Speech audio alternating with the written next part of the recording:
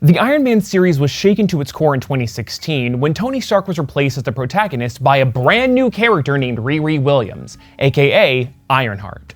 She's a 15-year-old black girl, and based on that description alone, you know where this is going.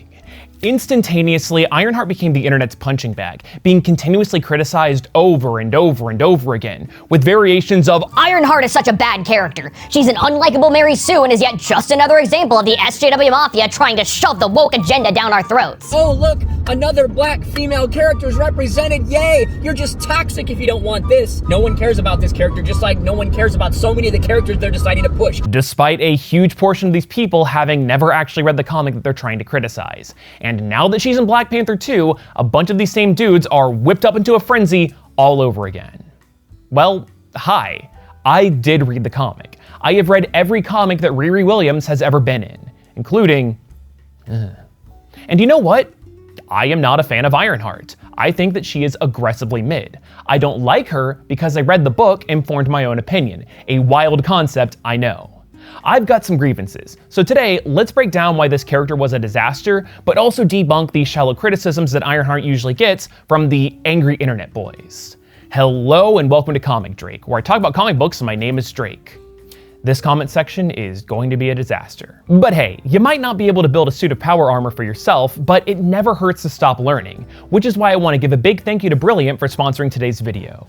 Look, math was never my strong suit. It's actually a big part of why I dropped out of college when my YouTube career became a full-time job. But honestly, I've been considering going back to school and at least getting my associates, and Brilliant is, well, brilliant. It's the best way to learn math, science, and computer science interactively, with thousands of lessons of exclusive new content added every single month for all ability and knowledge levels. I personally really like the logic course because I design tabletop games in my free time, and this has been an interesting way to take a look how various mechanics would interact with each other. So whether you're looking to further your existing skills and intellect or pick up brand new problem-solving abilities, Brilliant is probably right up your alley. Get started today for free by going to brilliant.org/comicdrake, and the first 200 people to sign up for an annual premium subscription are going to get 20% off. Thanks again, Brilliant, for making today's video possible, but now, let's dive into the deep end. Alright, so for those of you that are out of the loop, let me give you the rundown of who Ironheart even is. Riri Williams is a 15-year-old child genius that skipped grades all the way up to studying at MIT. She got her hands on some pieces of an outdated Iron Man suit, and she managed to reverse engineer it. With the uncovered specs, Williams built a ramshackle suit of her own. However, this thing was insanely clunky, and on her first venture out as a superhero, she stopped a stolen truck, but her armor almost immediately fell apart at the seams. Yet despite the suit being a complete and utter failure, this outing caught the attention of Tony Stark, who paid Riri a visit and provided her with all the resources that she needed to continue her tinkering. At the time, the Iron Man series was written by a dude named Brian Michael Bendis, and during this era of Marvel Comics, he was writing basically everything, including the god-awful event Civil War II. Almost every comic fan can agree that this is one of the worst events that Marvel has put out in a good while. It centers around a dispute between Captain Marvel and Iron Man over an Inhuman that can predict the future. It is yet another contrived reason to get heroes to fight each other, because Marvel has so few great villains that they are constantly having to find excuses for the good guys to punch at each other. But much like how the first Civil War did so many characters dirty by writing them wildly out of character, the sequel does a lot of the same. Most notably with Captain Marvel, because here, she's written to be this fascistic villain that wants to arrest people before they commit crimes. And Iron Man wants not that. Especially because the last time that Carol tried to act on the Inhumans' predictions, Rhodey wound up getting killed by Thanos. Look, I'm not going to get into the nitty-gritty of this comic because it's really not too relevant for this video. But what you need to know is that even though she is brand new to the superheroing gig and the last time that she took a suit out for a test drive it fell apart, Bendis had Ironheart insert herself into the middle of the conflict on Tony's side. But honestly, she really didn't do too much of anything to help. However, the experience did result in her meeting and bonding with some of the other young heroes that got wrapped up in the fight. Civil War II ended with Tony Stark getting the absolute shit kicked out of him by Carol Danvers, which resulted in him falling into a coma. But before that final fight, Stark had his consciousness duplicated as an AI, which was sent over to Riri to basically act as her Jarvis, which she received shortly after the dust settled from that final fight. With the help of the AI Tony, Riri built a much better suit and took up the name of Ironheart. Additionally, she joined the young heroes that she met during Civil War II on their newly formed team called the Champions. I'll be the first one to admit that Marvel did an extremely bad job of communicating what was going on in the comic, because instead of giving Ironheart her own comic, she instead took over the lead role of the Iron Man series, which caused a bunch of people that didn't read the comic to get upset because she's, you know, not a man, even though it says right there on the front cover that her name is Ironheart. But like I said, I'll throw some of those people a bone, because if you're not familiar with comic books, then you wouldn't necessarily know that the character name and series title don't always line up one-to-one. Kind of like how back in the day, the Shazam comic was actually about a dude named Captain Marvel. No relation to Carol Danvers. I broke down that whole debacle in my award-winning video on the subject, so you can go ahead and watch that if you want more context. Anyway, Riri was the star of the Iron Man comic for a little over a year and a half, from November of 2016 to May of 2018, which was a charged era to say the least, with the culture war reaching its peak. Bruh, her name is literally Riri. It is such a boomer move to release a character with that name in fucking 2016. Are you telling me that there wasn't a single intern to chime in about how Riri was a huge meme? You also have to remember that back in the day, Iron Man wasn't really a popular character. I mean, there's a reason why Marvel still had the film rights to him in 2008. But in the wake of becoming the main character of the MCU, Iron Man had become one of the world's newest and most important pop culture icons. So having this brand new woman of color replace him out of nowhere made Riri a huge target for the blossoming rage machine of 2016. To this day, it is not uncommon to hear people yell, "It should have been Tony's daughter!" even though she doesn't exist in the comics, and even then, Riri existed before Endgame came out. Or you get, "It should have been that kid from Iron Man 3! Who also doesn't exist in the comics, and is so forgettable that most people don't actually know his name off the top of their head. There is a reason why there were so many articles after Endgame that were explaining who that random kid was at Tony's funeral.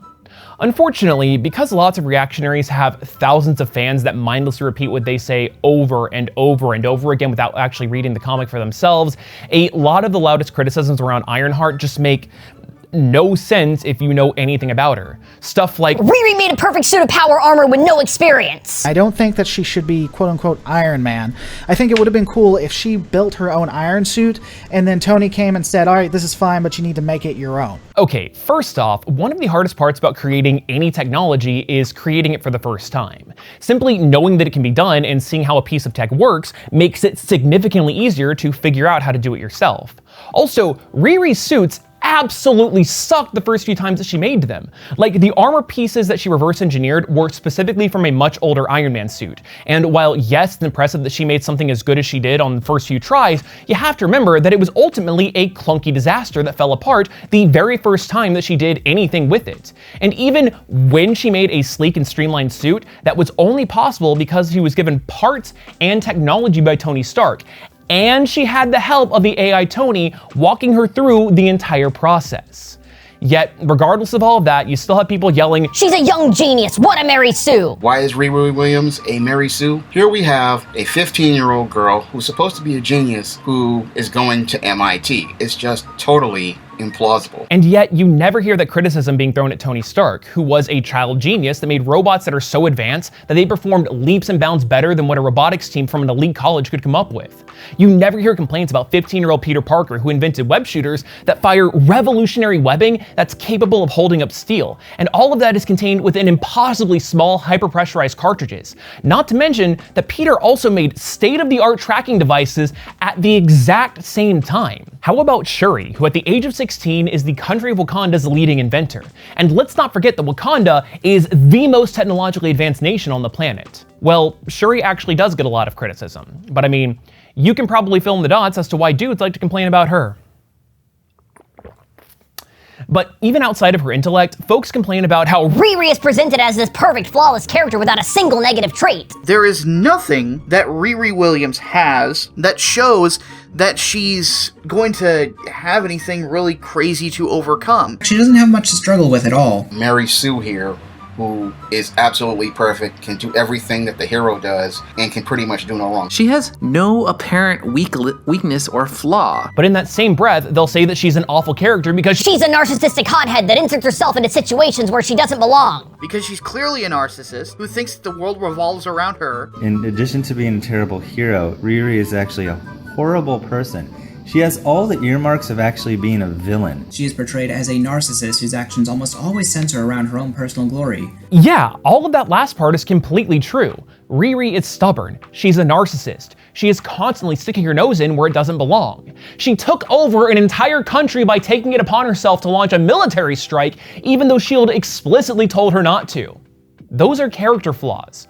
Those are negative traits. Remember Tony Stark? He was a completely self-absorbed alcoholic war profiteer that was so full of himself that he actively put his loved ones in harm's way. Even after becoming a hero, he got shit-faced inside of what is essentially a weapon of mass destruction, and he directly gave away his address to a terrorist on international TV. Stark only grew as a person because of the journey that he went through. It didn't happen overnight.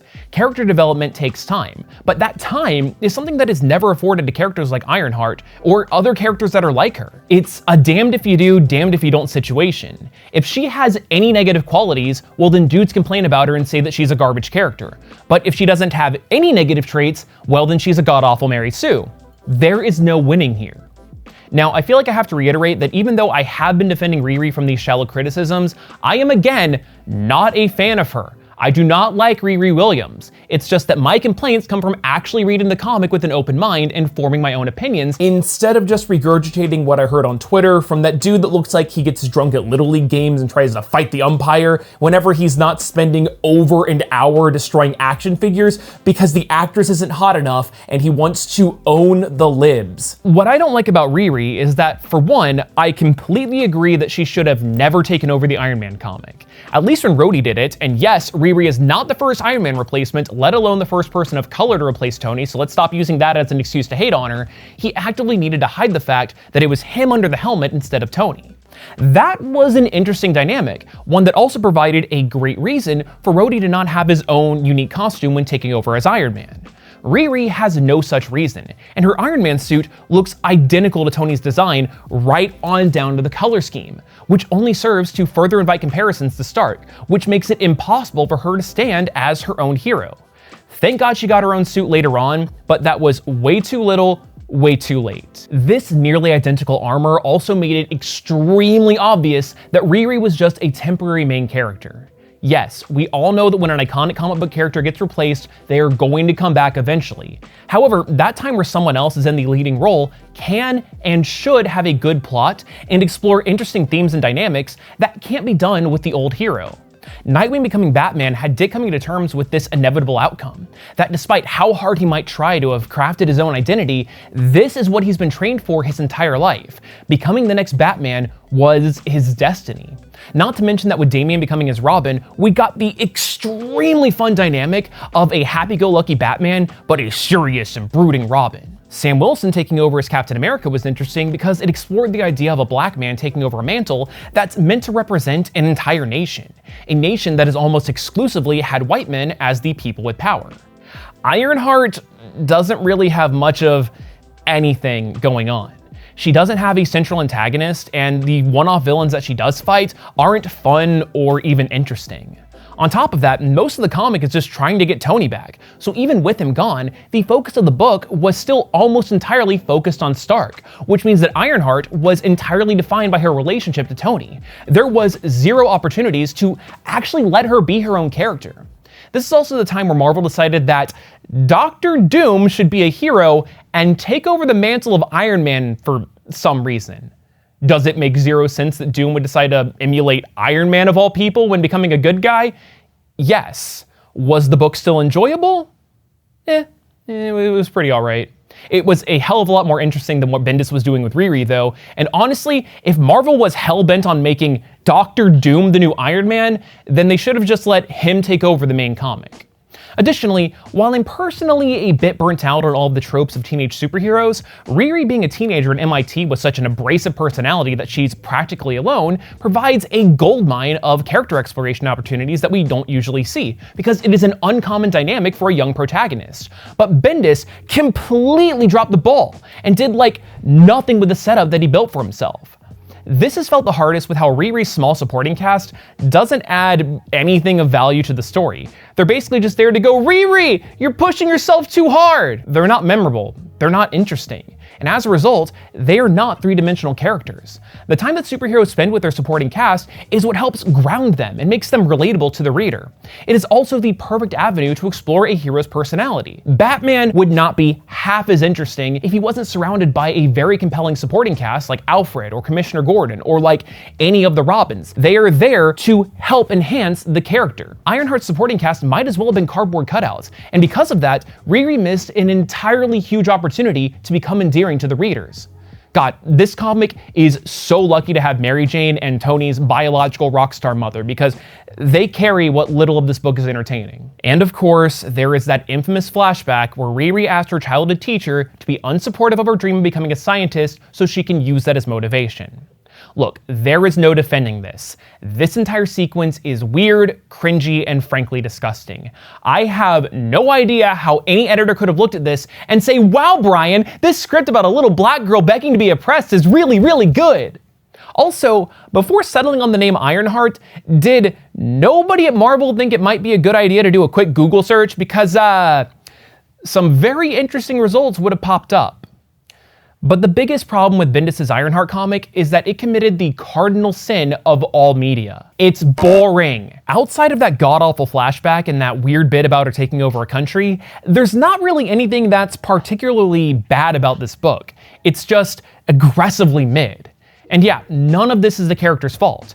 After all, there's no such thing as bad characters. There is only bad writers.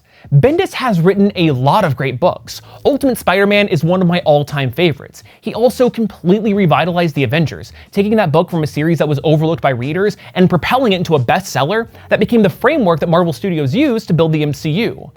But man, oh man, over the past few years, Bendis has really lost his touch.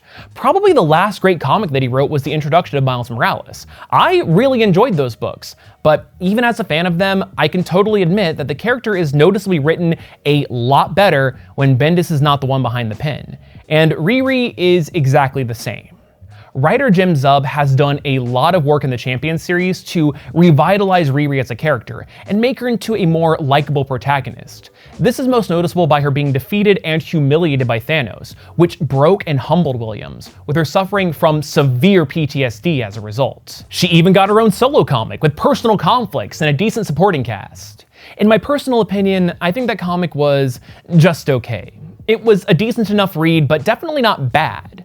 And yeah, that's why I still don't consider myself to be a fan of Ironheart as a character, because the majority of her books have been pretty alright at best. But now that she's going to be in the MCU, I'm really hoping that the movies can help rehabilitate her, and that the mainstream audience that's never heard of Ironheart prior can form their own opinions without the half a decade worth of baggage from the internet. Remember, lots and lots of people hated Miles Morales when he first came out, but after a movie and a game, he's now a mainstay that the general audience enjoys. Real talk. The main reason why diverse characters like Ironheart and Miles Morales get significantly more hate than their white counterparts is because they are held to completely different standards. Look, I am by no means saying that anyone is racist or sexist or homophobic because they don't like a character. That would be ridiculous. But if they're from a marginalized background, then these kinds of characters seem to be given a lot less time and grace to develop. These characters aren't allowed to have flaws without being hated for them, and angry quote-unquote fans won't give them time to grow or undertake character development. Diverse characters are held to completely arbitrary standards, and they have to prove why they should be allowed to be on screen. Otherwise, them simply being there is just shallow pandering. And yeah, a lot of folks don't even read the comics, watch the TVs and movies, or play the games that they're shitting on because they're content to just be NPC sheep that mindlessly repeat what their favorite online personality says from YouTube or Twitter, oftentimes word for word. True unbiased discourse doesn't exist. Even in this video, I am biased. Every single person has bias, and the only true objective analysis is just robotically go, this is a book from Marvel. In it, there is a character named Ironheart. She is a superhero. Obviously, I love it when people agree with me. I mean, who doesn't? But I don't want videos like these to be how my audience forms their opinions. Please do not agree with me just because you like my content. Go form your own opinions. The way that I do it is by going into stuff with an open mind and zero expectations. Because after all, if you go into a piece of media expecting to hate it, well, surprise, surprise, you're probably going to find stuff to hate about it. And hey, if you still end up not liking the thing after experiencing it for yourself, that's cool. That's fine. You gave the thing a fair shot and you formed your own opinion. It's okay to not like something. Just don't be a dick about it. And hey, if you go in with any expectations, try positive. Liking things is good. I personally don't like not liking things. Look, comic book discourse has gotten so unbelievably toxic, and honestly, I am just fucking sick of it. It seems exhausting to constantly find things to be upset about and be mad 24/7. So I'm done here. I'm gonna go take my kayak out to the lake because there's only a few more days of warm weather left in the year. So please, like and subscribe, all of that. I have plenty more videos about comic history and fun facts coming soon, so stay tuned for that.